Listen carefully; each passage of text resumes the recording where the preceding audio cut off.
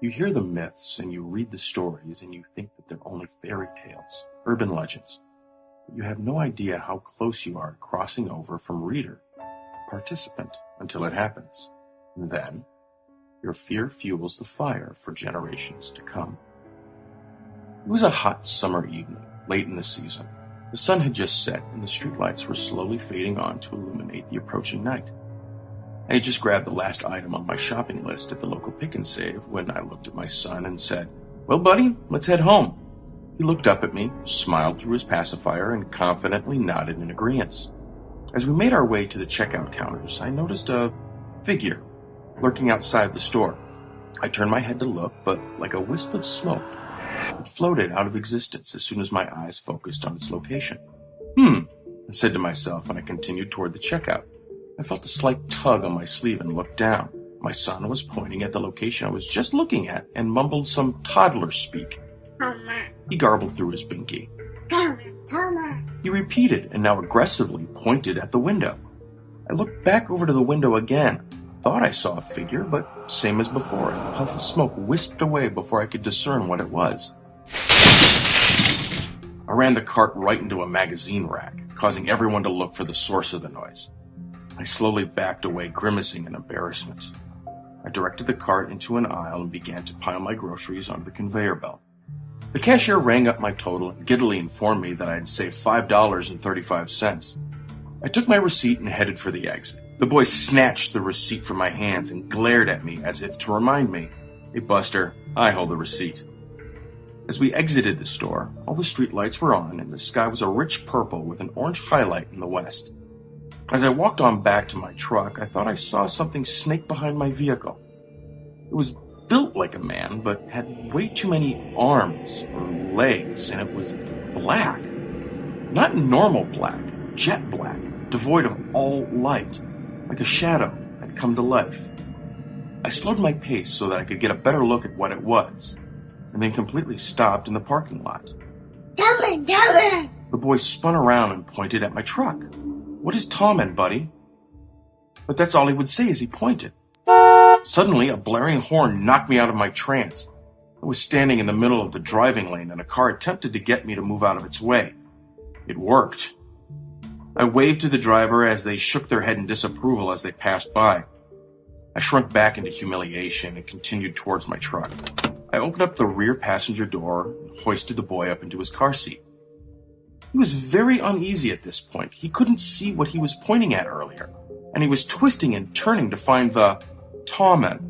I fastened him in and closed his door, only to quickly open up the door on the other side to load in the recently purchased groceries.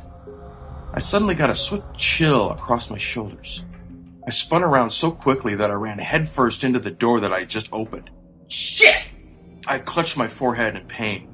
The boy quickly grabbed his head and wanted to be like Daddy. Shit! I looked at my son. No, buddy. That's a daddy word only. He giggled and bopped in his seat.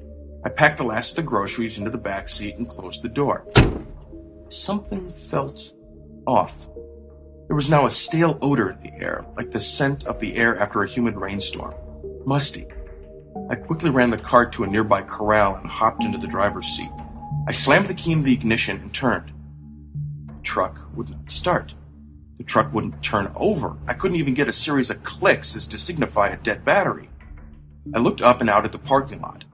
One by one, the lights flickered off. I couldn't even see the lights of the traffic in the street. My son and I were enveloped in blackness. Suddenly, I heard a whimper from the back seat. I looked in the rearview mirror, and that's when I finally recognized what I was seeing. There, in the seat between my son's car seat and the groceries, was a man dressed in a black suit with his tie loosened. I noticed that several black tentacles wriggled from about his shoulders and were slowly releasing my son from his car seat. The eeriest part about this man is that his pale head had no face. I knew this man. Although I had never met him, I knew him. I knew him well. He was attempting to steal my son. "Hey!" I shouted at the man. His head turned to focus on me. "What do you think you're doing?" I noticed one of his remaining tentacles slowly moving into a striking position to take me out. You're not going to hurt me. You need someone to tell your story. That's what drives you, isn't it? He continued his blank focus on me as I accosted him. The lone tentacle eased its position and lowered a bit. If you take my son, I swear on my grandfather's soul that I will never tell this story to anyone. I will forget this ever happened. I will go home and tell my wife something completely different. His brow furrowed as he despised my insolence. But, if you leave my son alone, if you leave my family alone, if you leave my friends and their families alone, he seemed to lean in as to be tremendously intrigued. I will tell the greatest story of you this world has ever known. From this day forward, you can revel in the fact that some will find a glimmer of hope when your shadow falls upon them. Like the Grim Reaper can be beat with a simple game of chance, you can be persuaded to pass on by. A moment of silence stretched into a millennium. He sat there and pondered over my proposal. He then focused on the gallon of 2% milk, then quickly switched his focus on my son. My son, not knowing the fate that could possibly befall him, pointed once more towards the pale man. Mama. My son then opened his hand and reached for him. The man quickly looked at me in what appeared to be confusion and fear. I smiled out of the corner of my mouth and reassured him. He wants to shake your hand. Your deal is with him, not me, sir. The man lifted his elongated hand and gently shook the chubby palm of my son. My son laughed. Tama. Tama. The man looked back at me. You have my word, sir. And like a wisp of smoke, he vanished.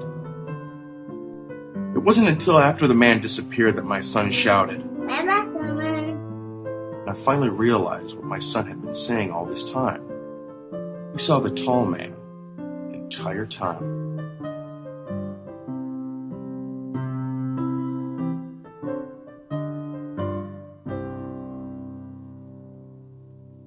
Let's go.